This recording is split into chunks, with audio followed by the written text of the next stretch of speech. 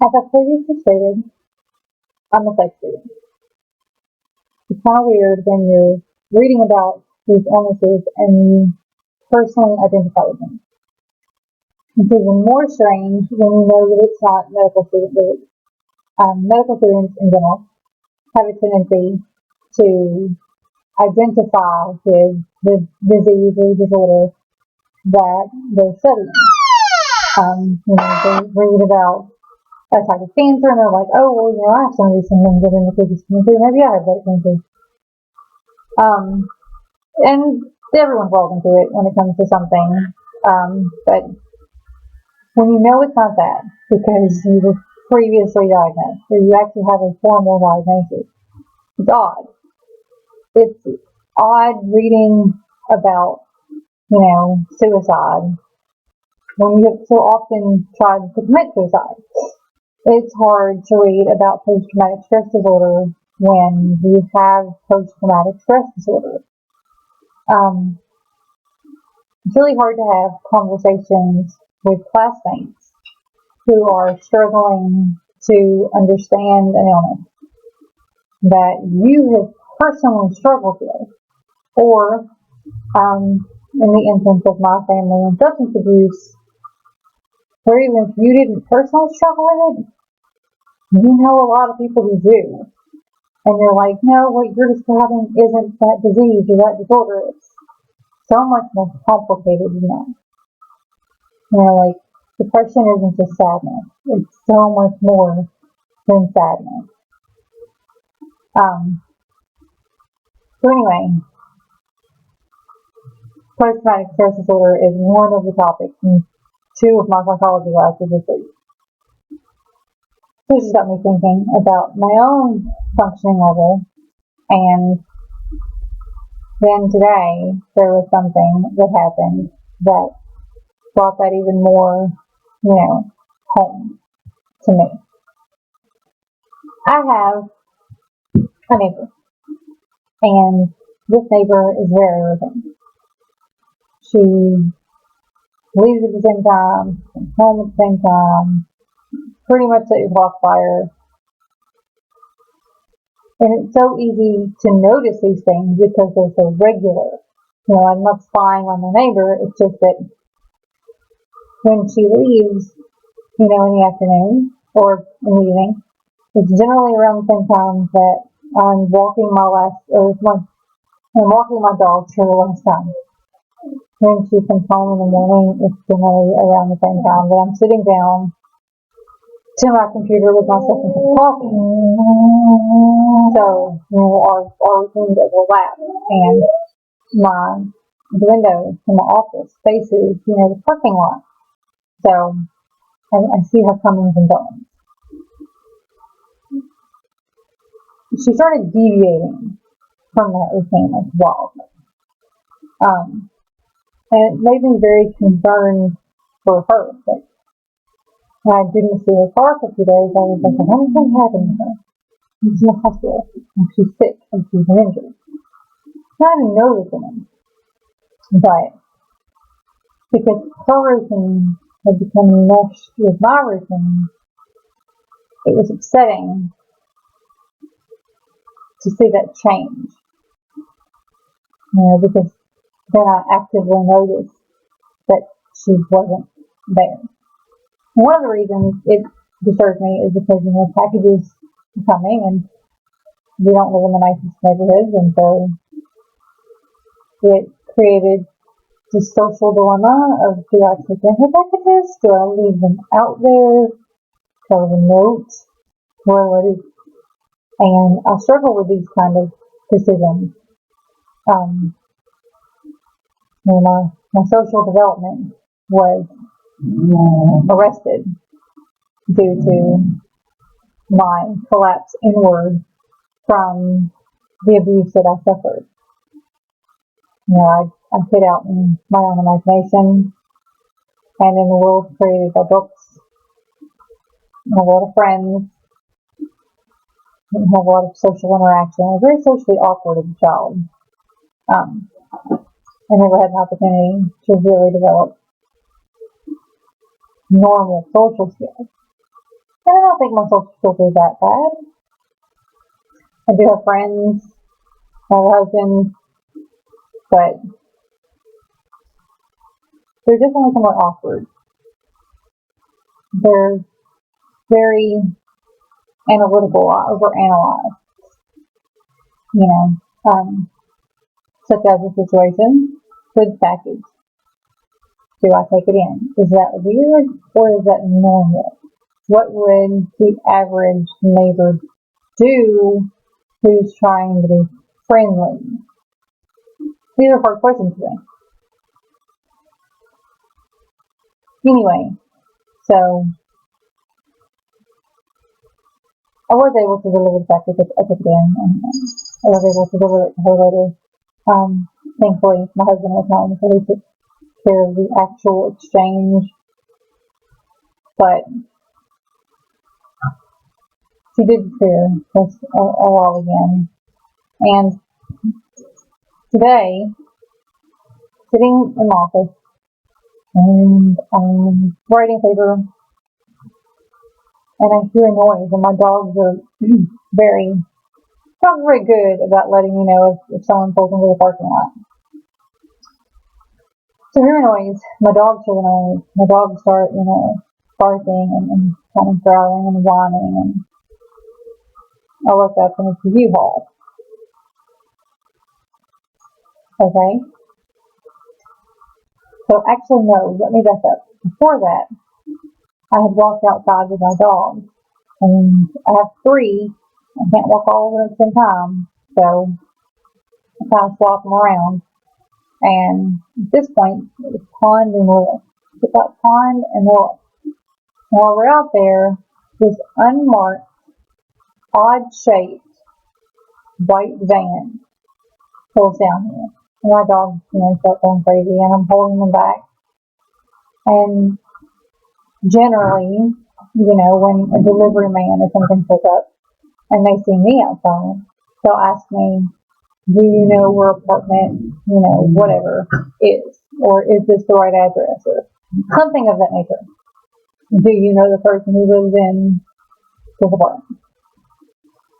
But this man didn't do anything. Sat in the van for quite a while, whole time hold my dogs back. Finally gets out, looks at me, looks at the dogs, doesn't say a word, walks over to the apartment and goes knocking. So I get my dogs over to my door and I said, excuse me, she's not home. Don't know if she's back, but she's not currently in there. And he proceeded to continue knocking.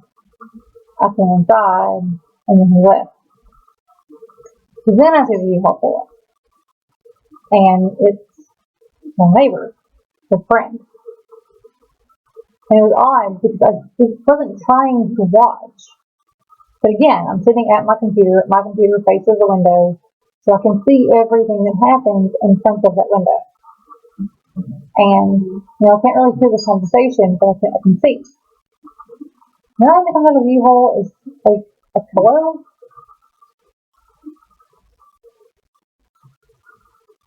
And then they leave. So that's odd.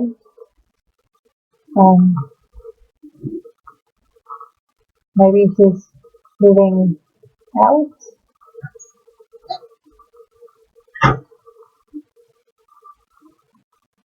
And then so they leave, and the white van comes back.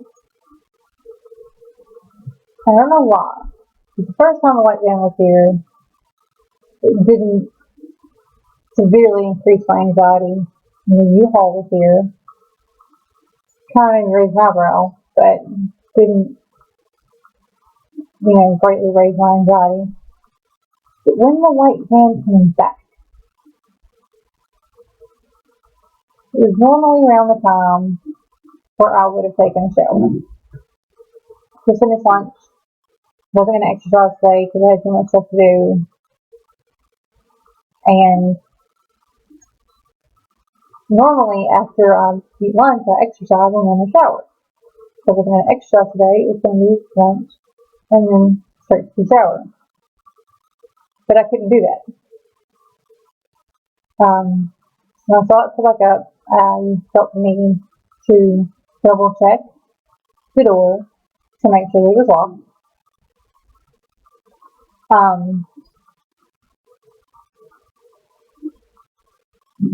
I had this pervasive thought that if I went to take a shower, that while I was in the shower or after I got out of the shower, I would see a stranger in my house, that he would come in my house.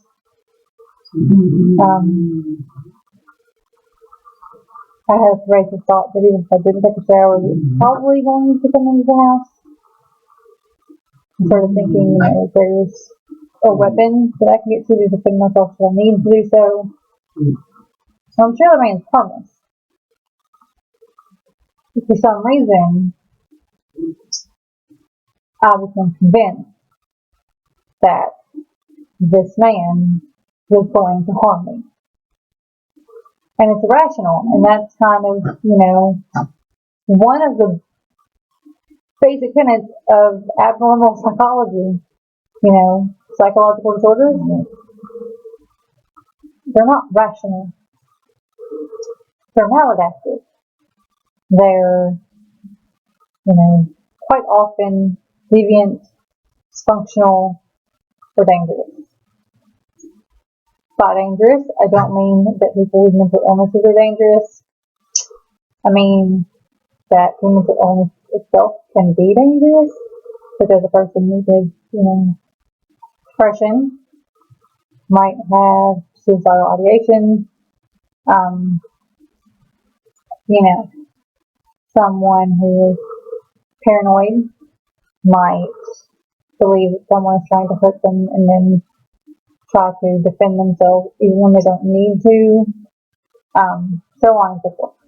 Not saying that mentally ill people are dangerous. Just that mental illness in of itself can be dangerous.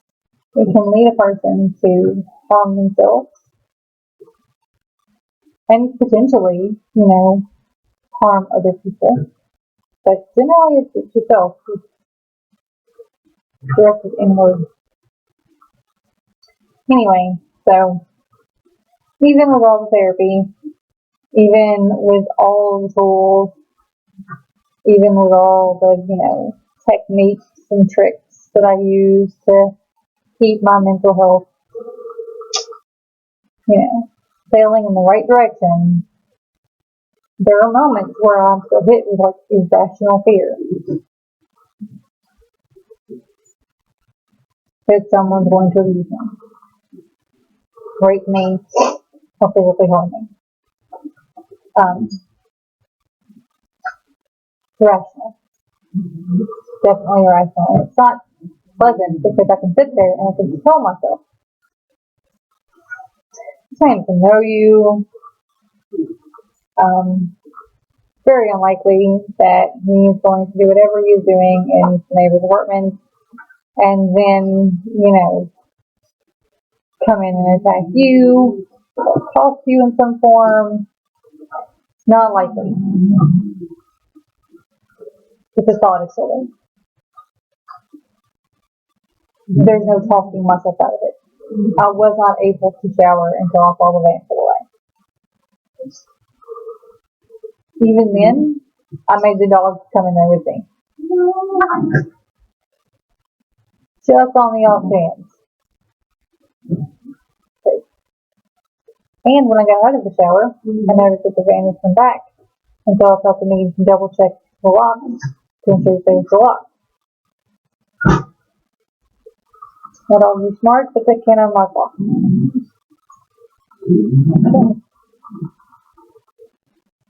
I don't know if that'll ever go away. I don't know if we'll ever be completely normal. I don't know if there will ever come a day when I won't have moments where I think that someone is out to get me or going to harm me, But as they say, it's not paranoid true, and because so much of my formative years were spent with legitimate concerns that I was going to be abused again, or raped again, molested again. It's just second nature, and sometimes it comes back and it disturbs me and it bothers me because I want to believe that I'm healthier than that. And for the most part, I am. But apparently today was not one of those days. I'm calmer now. Took a moment, hugged the puppy. So I'm calmer now, but my anxiety level while that van was here was extremely high. Like panic attack high. So there you go. So just a better, closer inside look on what PTSD is like for me. Which I guess is something that maybe you have to really experience to understand. Yeah, that's it for today. Can I go finish my paper? That's important. School is important.